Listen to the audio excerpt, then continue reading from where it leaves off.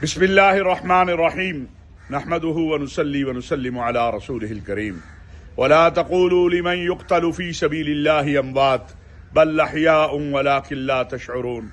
Major Adnan شہید جو غازی بھی ہے شہید بھی ہے۔ اللہ رب العزت نے قرآن کریم کی ان دو آیات کا اسے عملی نمونہ بنا دیا اور اس دھرتی کے اس عظیم بیٹے نے یہ بات ثابت کر دی کہ اپنے وطن، اپنے دین، اپنی قوم کے دفاع کے لیے اس وطن کے بیٹے غافل نہیں ہے۔ پہلے جو میں نے آیت تلاوت کی وہ شہید کے بارے میں ہے کہ وہ زندہ ہیں، انہیں مردہ نہ کہو، اور یہ جو قرآن کی آیت ہے وَمَنْ أَحْيَاهَا فَكَأَنَّمَا أَحْيَا النَّاسَ جَمِيعًا، جس نے کسی ایک جان کو بچایا اس نے پوری انسانیت کو بچایا۔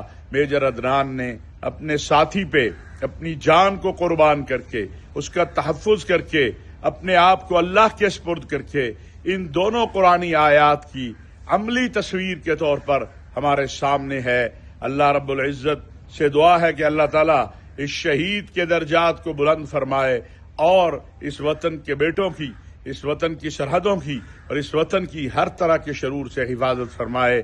یہ پیغام ہے پاکستان دشمنوں کو، فتنہ خوارج ہو یا فتنہ ہندوستان ہو، کہ پاکستان کے بیٹے اپنے وطن کے دفاع اور سلامتی سے غافل نہیں ہیں۔ وہ اپنی جانیں قربان کریں گے، اس وطن کو محفوظ بنائیں گے، اور جو کھیل تم کھیلنا چاہتے ہو تم اس میں تمہارے لیے قرآن کی یہ آیت ہے، خاسرت دنیا والآخرہ، دنیا میں بھی تمہارے لیے خسارہ ہے اور آخرت میں بھی خسارہ ہے۔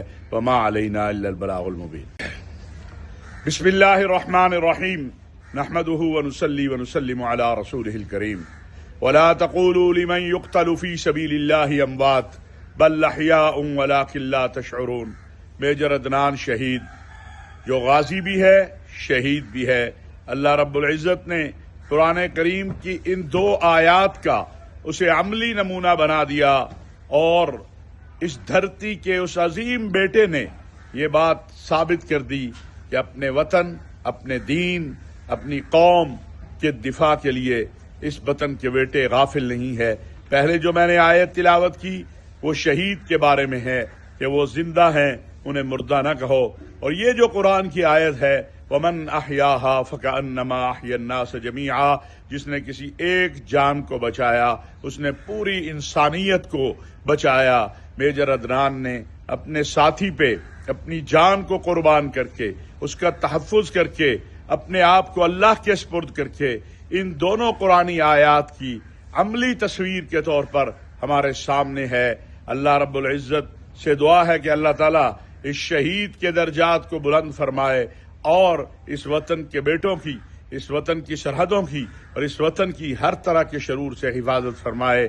یہ پیغام ہے پاکستان دشمنوں کو، فتنہ خوارج ہو یا فتنہ ہندوستان ہو، کہ پاکستان کے بیٹے اپنے وطن کے دفاع اور سلامتی سے غافل نہیں ہیں۔ وہ اپنی جانیں قربان کریں گے، اس وطن کو محفوظ بنائیں گے، اور جو کھیل تم کھیلنا چاہتے ہو تم اس میں تمہارے لیے قرآن کی یہ آیت ہے، خاسرت دنیا والآخرہ، دنیا میں بھی تمہارے لیے خسارہ ہے اور آخرت میں بھی خسارہ ہے۔